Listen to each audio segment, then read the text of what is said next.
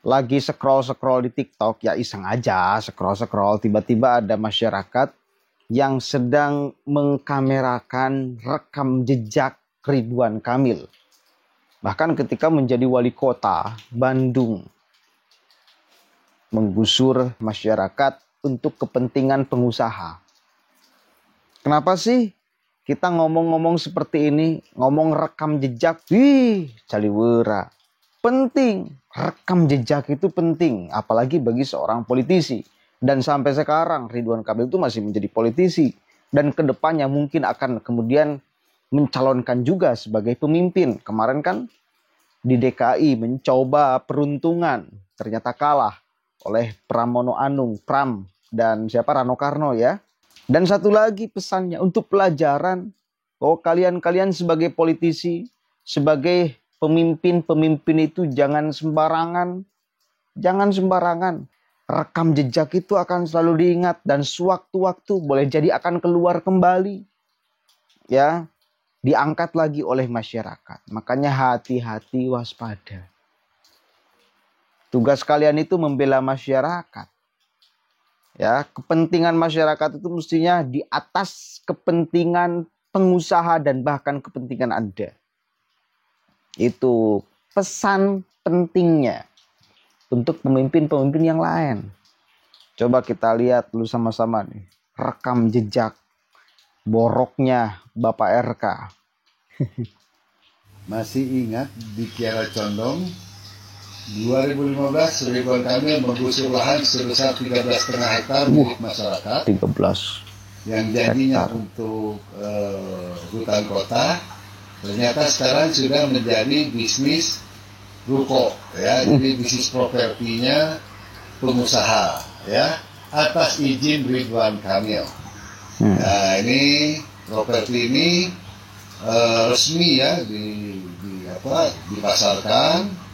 Ini satu blok, ya, bahkan di dalam sudah habis oleh perusahaan-perusahaan besar seperti McD dan lain-lain.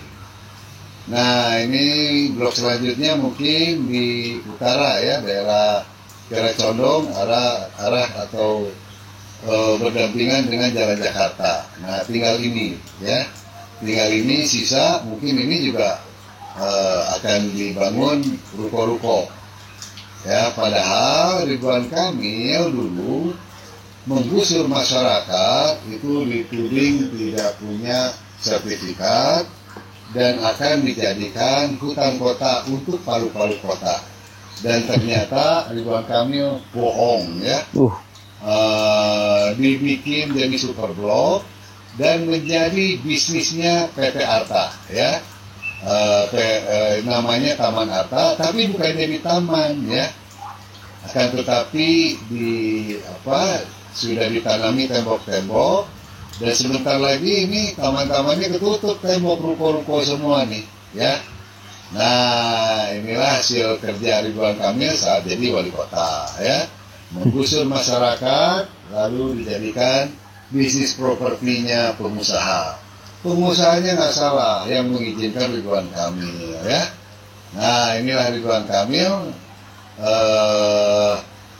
rekam jejaknya ya, menggusur ya untuk dijadikan bisnis properti. Nah, ini karena pemerintah daerah memang ya. Nah, di sini ada plang ya, reklame itu pengumuman bahwa ini tanah milik pemerintah daerah Kota Bandung. Ya, reklamenya udah lusuh ya. Namun reklamenya ditaruh di luar pagar ya. Hati-hati sekali lagi rekam jejak. Masyarakat itu teliti loh sekarang. Bahkan ada kekuatan yang tidak bisa dikendalikan dan tidak bisa kemudian dikerdilkan. Apa? Media sosial. Orang bisa bebas bersuara dengan platform yang sama. Suara Ridwan Kamil dengan suara masyarakat itu sekarang sama. Sama suaranya. Bisa bersuara di TikTok, bisa bersuara di Instagram, bisa bersuara di YouTube, dan lain sebagainya. Sama. Kualitas informasi yang kemudian kita sebarkan itu bisa sama dengan pemerintah. Termasuk dengan Kang Deddy Mulyadi nanti ketika beliau memimpin di Jawa Barat. Ya, suara kita sama. Beliau punya kanal YouTube, punya kanal TikTok, punya kanal Instagram. Kita pun sama, punya kanal-kanal itu. Makanya hati-hati dengan rekam jejak. Wajar gak orang kemudian mengangkat rekam jejak seperti ini? Oh wajar. Wajar Pak. Sebagai pejabat publik mesti punya kelegowoan untuk siapapun aja mengkritik atau dikritik. Ya, begitu. Itu risiko sebagai pejabat publik. Termasuk orang ini tuh sering ngeritik Kang Deddy Mulyadi. Saya tidak pernah menjelek-jelekan orang yang mengkritik Kang Deddy. Ya, silakan aja selama itu rasional. Dan beliau pun bukan Tuhan yang tidak akan melakukan kesalahan. Diingatkan itu harus. Cuma selama ini akan selalu kritikan dia itu pencitraan kepada Kang Deddy. Ya silakan aja, itu kan persepsi dia ya kepada Kang Deddy. Saya melihatnya ini bukan pencitraan. Bukan pencitraan, memang ya seperti itu adanya. Masa misal tambang ditutup ilegal, kalau hanya pencitraan itu hanya selesai di konten, hanya selesai di satu tambang. Faktanya seperti apa? Di beberapa tambang ilegal yang ada di Jawa Barat ini ditutup Pak. Ya artinya ini bukan pencitraan. Memang kepekaan beliau sebagai pemimpin melihat alam Jawa Barat yang semakin hari semakin rusak oleh tambang-tambang ilegal. Maka ada ketegasan sebagai pemimpin. Ya.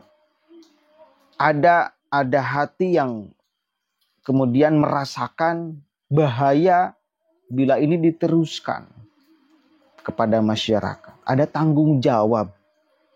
Kan itu bukan sekedar konten, tetapi benar jadi kebijakan. Ya, diikuti oleh seluruh kota dan kabupaten yang ada di Jawa Barat. Ya, di Tasikmalaya itu ada 8 tambang ilegal yang ditutup. Dipasang garis polisi itu. Gak bisa lagi menambang. Satu kali lagi, ini kan orang selalu mengkritik KDM. Silakan aja ceklah aktivis kampung gitu. Nah, saya melihat dia melihat KDD pencitraan, saya melihat itu bukan pencitraan tetapi kenyataan. Sah gak orang mengkritik sebagai pencitraan? Sah. Asal argumennya yang rasional. Kalau saya barusan mengatakan ini bukan pencitraan, tapi memang real dengan argumentasi fakta. Kalau pencitraan sekali lagi selesai di satu tambang yang ada di Subang. Cukup itu. Gak perlu merembet kepada yang lain. Faktanya merembet ke setiap kabupaten dan kota. Gak tanggung-tanggung. Yang saya tahu itu informasinya itu instruksi Kapolda kepada seluruh Kapolres yang ada di Jawa Barat, kabupaten ataupun kota, untuk mengoperasi tambang-tambang ilegal, menutup. Atas perintah siapa? Atas usulan siapa? Ya melihat Kang Deddy sebagai pemimpin Jawa Barat. Jadi bukan omong-omong, bukan pencitraan. Ini kenyataan, beliau ada keresahan. Jadilah diikuti oleh semuanya. Karena memang baik untuk masyarakat Jawa Barat dan masa depan alam Jawa Barat. Mudah-mudahan ada manfaatnya. Assalamualaikum warahmatullahi wabarakatuh.